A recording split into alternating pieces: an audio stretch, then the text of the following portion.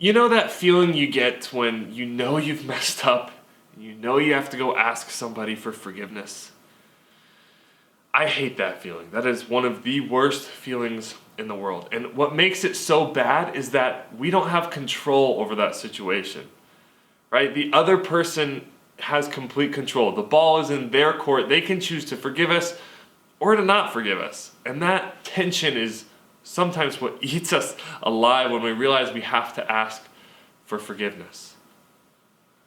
Well, when I was about 10 years old, I was outside of my house dribbling a basketball in the driveway.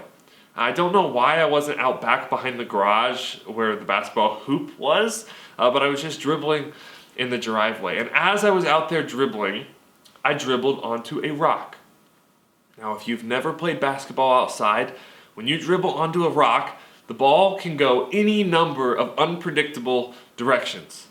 I did that, and it dribbled right off the rock and started bouncing toward the house. Now, not really a big deal, wasn't worried about it, just let it roll.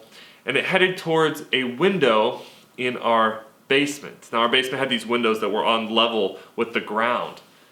And it bounced towards it and just barely kissed and touched off the glass. But that little kiss was just enough to shatter the window and break it.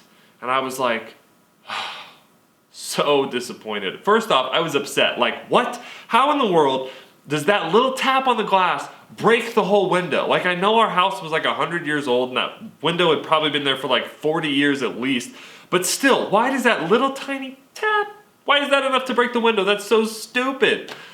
And then I got hit with that feeling that we talked about. Oh no. Oh no.